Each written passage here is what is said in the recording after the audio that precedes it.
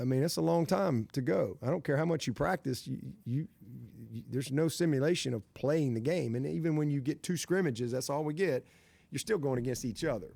There's a lot of familiarity, things like that. So when you play an opener, to me, the opener is always the hardest game to prepare for because it's the most amount of time, that you've been off. You really don't know who they are. There's always new coaches. There's always new players. You're looking at tape from all kind of places that isn't necessarily the personnel that you're going to play against. And then there's new personnel, so you're watching them at other places. And then there's the unknown because you don't have any, once you get into the season, you just kind of see 2 or 3 games. You get to see a little bit of an identity, and you get a little bit of a feel personnel-wise, et cetera. Openers, you don't get that. And then you're playing a really, really good team in Duke who's got a ton of confidence and a ton of guys back. There's always challenges because, again, when you get in a game week, you only got so much time. You got about 17 hours throughout the week to get ready with your team, because you get 20 hours and 3 of those hours is game day. But right now you've got months. We've been working on our, first few opponents since the spring. And guess what? They've been doing that for us too. So there's always kinks. There's always things. It never is perfect. Opener. The key is just find a way to win the opener. All right? And then you go from there. Any reaction to the FSU news this week, kind of talking about their place in the ACC, the realignment today, Oregon, Washington to the Big Ten, just kind of Clemson's place in all that going on with college Yeah, football? I mean, it's a lot going on, man, for sure, and certainly appreciate your question on that. I mean, it's obviously there's the administrators they got a lot happening out there. It's really my job is to get the team ready to play.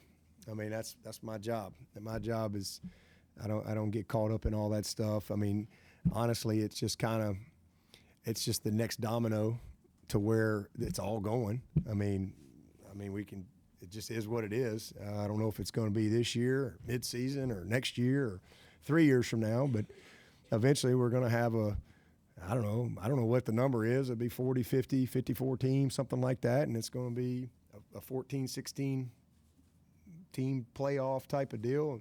That's where it's going to be, and it's going to be whatever you want to call it. I don't know what the league's going to be called or what the divisions or whatever, but that's where it's going to go eventually. So, there just seems to be these steps going there. There's obviously a lot of narratives and things like that, and obviously, from a lot of conversation about our league and TV contracts and things like that. And listen, those things are important. Obviously, that's what administrators do. They plan. Our president, we got a great president, and people are always evaluating the landscape. Things change. Just wait till next week. Something's going to be different, right? That's kind of where college football is right now. But at the end of the day, we spend a lot of time focusing on what we don't have. But I focus on what we do have. And, we've got I think we get 85 scholarships. And as long as we get those 85 scholarships, we're going to be awesome here at Clemson.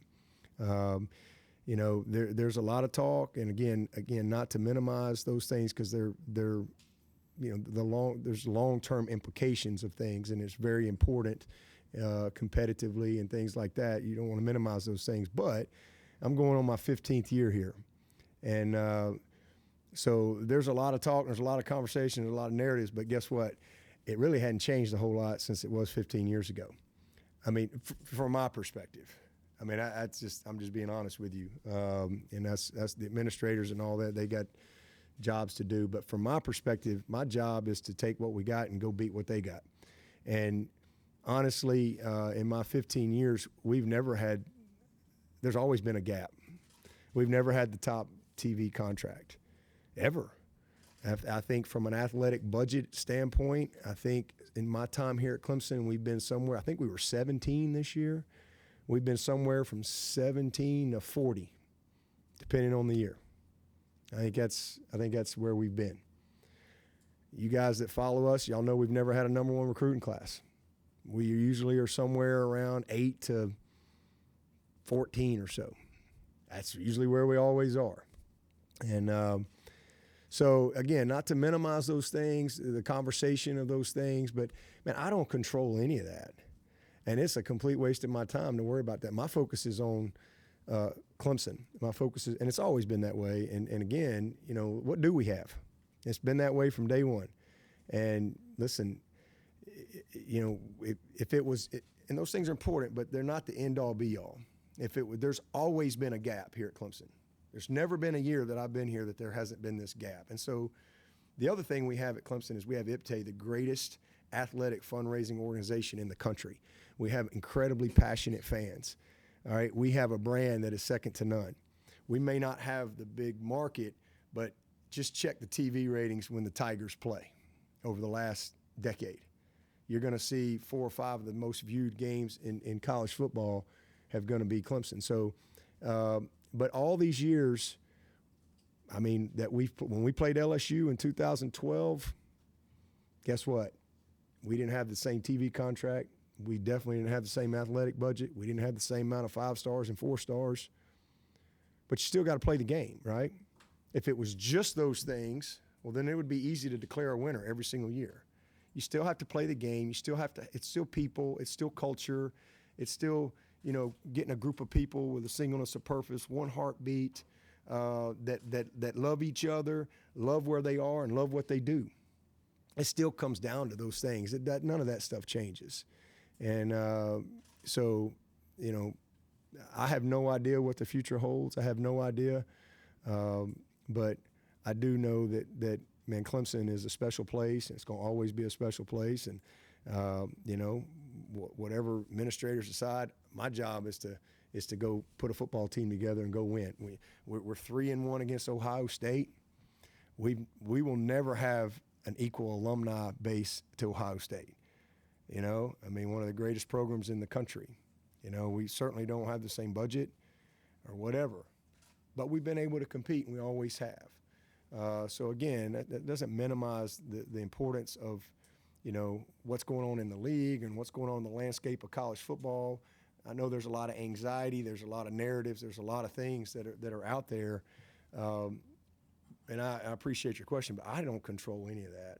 All right, what I control is going out there at practice today and freaking getting ready to try to win the opener, and getting 85 scholarship guys in a group of 135 total, on one heartbeat with a singleness of purpose, completely committed, day in and day out to being and doing our best.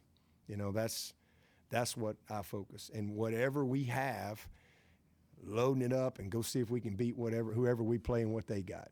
And, we've won 2 national championships and against one of the greatest organizations in the history of college football. And in neither one of those games did we have the same amount of 5 stars and 4 stars. Neither one of those games did we have the same TV contract. Neither one of those games did we have the same athletic budget. All right? So, again, I know there's a business side of it, and I understand the longevity and the long term, but that's what the administrators do. So, I'm not going to come in here every week and answer questions about, Lord, we need to have good practice today. And that's the best way I can answer your question. And it's just focus on what we control. And these guys, man, got to go play the game. We got 85 scholarships. And as long as we got that, there are going to be a bunch of great football players that come play for the Tigers. And we'll see what happens.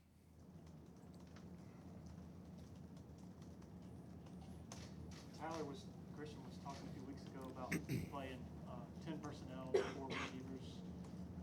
I guess more often than y'all have in the last few years. Can you elaborate on what that might? Just what are your thoughts on that? Yeah, we're always going to base out of 11 personnel. That's who we are. That's what we've built around here for a long time. There's been years, if you go back to 2018, we were a lot of 10 personnel, and our personnel dictated that. That's just kind of, if you go back to 21, we were a lot of 40 personnel, what we call 40 personnel, because that's just where we were, right? And, we're trying to find a way to win the game, not necessarily, be a system, if you will. You gotta play the hand that you got.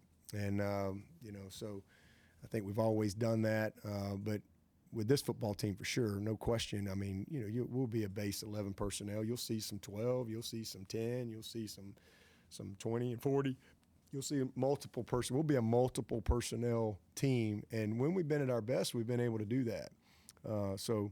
But it certainly starts with tight ends for us, and being able to have that presence, in the run game and the pass game. Dabo, Brent shared Julie's diagnosis, and I know you have your Yep. big event every summer. You guys, as a university, as a college football, showed how you can love with the Brzee family. Last year, again, another player touched and a personal connection for you guys. Carrying that into a season, and how do you love and support your player as, Yep. Tyler goes through this? Well, I mean, Jeremiah Trotter lost his mom, Tammy, to breast cancer, just the last few months. And so, we've been through that. And anytime you're dealing with people and you're surrounded by a lot of people, life happens. And, so you can't take the pain away. You just try to walk through the pain with them. Just really, you put your arms around them. You just try to, love them and try to help them. You just walk through it with them. You wish you could take it away, but you can't. You try to we have a lot of resources here, for sure, that we try to, expend, whenever something happens, to make sure that we're doing everything we can to help, that particular person that's impacted by it, navigate